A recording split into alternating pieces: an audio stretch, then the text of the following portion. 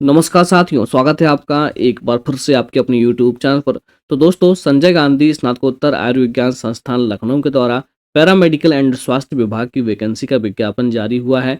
अभी इसका डिटेल वाला वैकेंसी का विज्ञापन जारी हो चुका है और इससे पहले शॉर्ट वैकेंसी का विज्ञापन जारी हुआ था, जिसकी जानकारी आप सभी को हमने अपनी यूट्यूब चैनल पर आप सभी को समय पर दे दी थी। तो दोस्तों, चलिए देख लेते हैं एक बार फिर से डिटेल वाला वैकेंसी का नोटिफिकेशन। तो दोस्तों, नोटिफिकेशन आप सभी के सामने है, आप सभी देख सकते हैं। पहले ये विज्ञापन निकाला गया था, यहाँ पर शॉर्ट विज्ञापन को भी अटैच कर दिया है इस पीडीएफ में, यहाँ पर आप देख सकते हैं।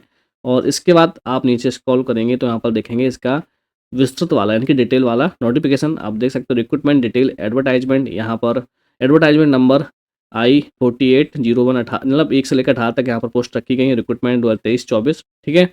और computer based through online medium यानी कि कंप्यूटर रिटर्न टेस्ट होगा आपका। और बात करते हैं इसकी एप्लीकेशन की, तो यहाँ पर स्पष्ट लिखा है forms are expected to be active soon, यानी कि एप्लीकेशन लिंक अभी एक्टिव नहीं हुई है। जैसे ही इसकी लिंक एक्टिव होती है तो आप सभी को एक बार फिर से इन्फॉर्म किया जाएगा। तो यहाँ पर हम देखेंगे कि कौन कौन सी वैकेंसी यहाँ पर निकाली गई हैं। यहाँ पर दोस्तों स्वास्थ्य विभाग के अलावा अन्य डिपार्टमेंट की पोस्ट को शामिल किया गया है। तो यहाँ पर देखेंगे सबसे पहले नर्सिंग ऑफिसर की 1426 पोस्ट निकाली गई है। लेवल 7 का वेतन है और यहाँ पर ग्रुप बी की पोस्ट है। दोस्तों यहाँ पर ग्रुप बी और ग्रुप सी की 2 तरह की पोस्ट निकाली गई हैं। आगे आप देखेंगे परफ्यूजनिस्ट की 5 पोस्ट है, लेवल 6 का वेतन है, ग्रुप सी की पोस्ट है। टेक्नीशियन रेडियोलॉजी डिपार्टमेंट की पोस्ट है, 15 पोस्ट है, लेवल 6 का वेतन, ग्रुप सी की पोस्ट है। आगे आप देखेंगे मेडिकल लैब टेक्नोलॉजिस्ट की भी पोस्ट निकाली गई है, 21 पोस्ट है, लेवल 6 का वेतन है और ग्रुप सी कैटेगरी की यहाँ पर पोस्ट रखी गई है। आगे आप देखेंगे न्यूरो ऑस्टोलॉजी की पोस्ट है, जूनियर फिजियोथेरेपिस्ट की पोस्ट है, 3 पोस्ट, लेवल 6 का वेतन। आगे आप देखेंगे जूनियर ऑक्यूपेशनल थेरेपिस्ट 3 पोस्ट है, लेवल 6, ग्रुप सी की पोस्ट है। न्यूक्लियर मेडिसिन टेक्नोलॉजिस्ट की 7 पोस्ट है, लेवल 5 का वेतन, ग्रुप सी की पोस्ट है। टेक्नीशियन डायलिसिस की यहाँ पर 37 पोस्ट हैं, लेवल 5 का वेतन, ग्रुप सी की पोस्ट है। और सेंट्री इंस्पेक्टर ग्रेड 1 8 पोस्ट है, लेवल 5 का वेतन है। तो दोस्तों ये रहा पदों का विवरण, इन पदों पर ये भर्ती होने वाली है। यहाँ पर देखेंगे दोस्तों एक स्पेशल नोट लिखा हुआ है। यहाँ पर आप समझेंगे कि detail of reservation categories backlog and unfilled vacant position will be uploaded on the SGPGI website probably by the first week of June. Candidates are advise to regularly check the SGPGI website for this details. दोस्तों यहाँ पर आप देखेंगे कि किस category में कितनी post निकाली गई हैं, ये यहाँ पर नहीं लिखा है। जैसे कि आप समझेंगे मेडिकल लैब टेक्नोलॉजिस्ट की किस कैटेगरी में कितनी पोस्ट है, जनरल में कितनी पोस्ट है, SC ST एंड EWS की कितनी क्या पोस्ट रहने वाली हैं, ये सभी यहाँ पर नहीं लिखा हुआ है। लिखा है कि इसका भी विवरण आपको फर्स्ट वीक में जून माह में आपको मिल जाएगा। इसकी भी लिस्ट आपको मिल जाएगी कि किस कैटेगरी में कितनी पोस्ट रहने वाली है। इसके अलावा दोस्तों यहाँ लिखा है कि कुछ पोस्ट अभी यहाँ पर होल्ड कर दी गई हैं। जैसे कि आप समझेंगे recruitment for the post of store keeper CSST assistant and OT assistant is presently on hold till further instruction from director SGPGI MS, यानी कि जो डायरेक्टर है इनके द्वारा अभी इस पर रोक लगा दी है, होल्ड की गई है पोस्ट को। Store keeper CSST assistant and OT assistant की पोस्ट अभी नहीं निकाली गई है। यहाँ पर आप देख सकते हैं पहले जो शॉर्ट विज्ञापन था यहाँ पर टोटल 18 पोस्ट रखी गई थी, यहाँ पर CSST असिस्टेंट भी है, OT असिस्टेंट भी है, सभी पोस्ट थी। लेकिन यहाँ पर आप देखेंगे कि 3 पोस्ट हैं उनको अभी होल्ड कर दिया गया है, ठीक है। यहाँ पर OT assistant and OT assistant and CSST assistant का नाम नहीं है। बात करेंगे एप्लीकेशन फीस की कि आपको कितना क्या पेमेंट करना है। कैटेगरीज वाइज यहाँ पर डिवाइड किया गया है। जनरल के लिए और OBC EWS के लिए सेम यहाँ पर एग्जाम फीस रखी गई है 1180 रुपये और SC और ST कैटेगरी के लिए मात्र 708 रुपये आपको देना होगा। दोस्तों रिजर्वेशन की बात करेंगे तो यहाँ पर सिर्फ उत्तर प्रदेश के जो अभ्यर्थी हैं उन्हीं को ही रिजर्वेशन दिया जाएगा और जो अन्य राज्यों के अभ्यर्थी हैं उनको जनरल कैटेगरी में फाइट करना होगा, क्योंकि यहाँ पर इन्होंने स्पष्ट लिखा है कि जो कैंडिडेट्स ST कैटेगरी से हैं, OBC है, EWS है, उनको गवर्नमेंट ऑफ उत्तर प्रदेश के हैं उनको बेनिफिट दिया जाएगा। Candidates of reserve category other than Uttar Pradesh will be treated under general category, यानी कि अनरिजर्व्ड कैटेगरी से उनको फाइट करना होगा, ठीक दोस्तों। और EWS के जो सर्टिफिकेट है वो वैलिड मान्य किए जाए 2024-25 के फाइनेंशियल ईयर के 2024 के हिसाब से, ठीक है। तो आपको इन सभी का ध्यान रखना है।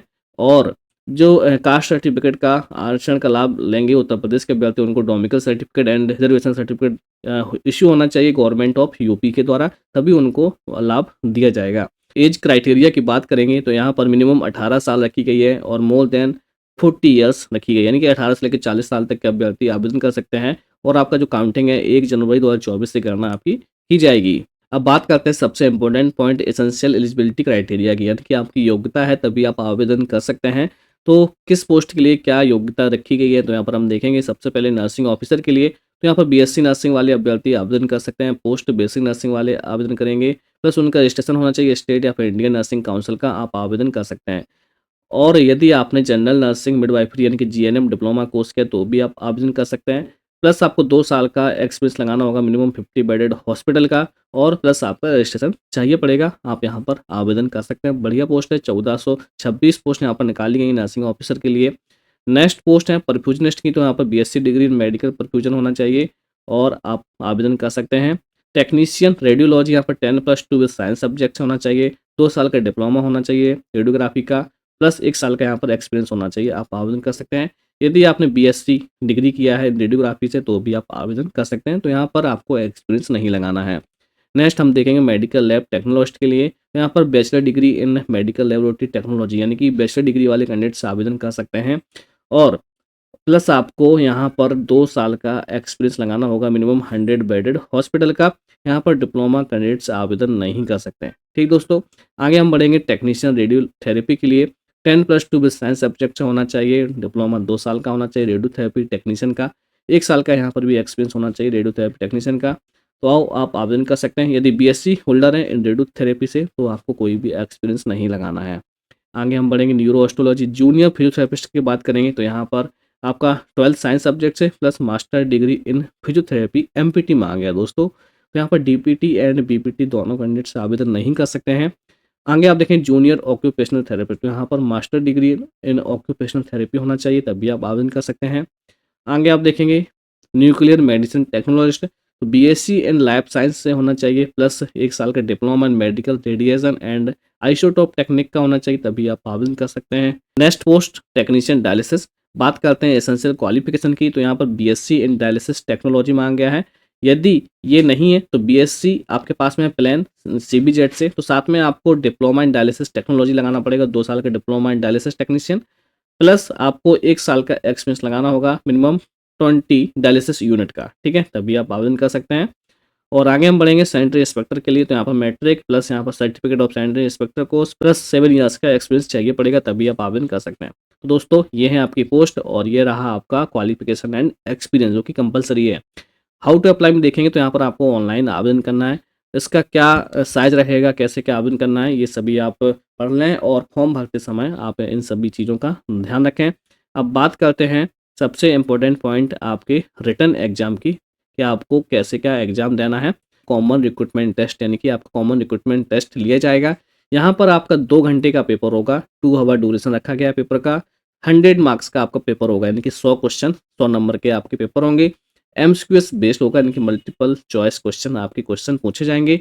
वहाँ पर 2 कैटेगरी में आपका सिलेबस रहेगा, 60 नंबर का आपका सब्जेक्टिव रहेगा, यानी कि जिस पोस्ट के लिए आप अप्लाई कर रहे हैं वहाँ से 60 नंबर का पूछा जाएगा, प्लस 40 नंबर आपका अलग से पूछा जाएगा, जैसे कि 10 नंबर का जनरल इंग्लिश, 10 नंबर का जनरल नॉलेज एंड 10 नंबर का रीजनिंग एंड 10 नंबर का आपका मैथमेटिकल एप्टीट्यूड, ठीक है।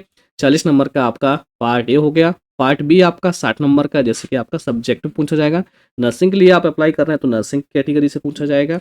मेडिकल लैब टेक्नोलॉजिस्ट के लिए अप्लाई कर रहे हैं तो आपका लैब टेक्नीशियन का सिलेबस पूछा जाएगा, ठीक है। तो दोस्तों यहाँ पर माइनस मार्किंग रखी गई है 1/3, और कुछ लोगों के लिए यहाँ पर स्किल टेस्ट भी रखा गया, तो यहाँ पर देख सकते हैं stenographer and senior administrative assistant के लिए यहाँ पर स्किल टेस्ट रखा गया है। पहले इनका कॉमन रिक्रूटमेंट टेस्ट होगा, इसके बाद यहाँ पर स्किल टेस्ट लिया जाएगा। फाइनल मेरिट की बात करेंगे तो यहाँ पर कॉमन रिक्रूटमेंट टेस्ट के हिसाब से आपका फाइनल मेरिट तैयार की जाएगी।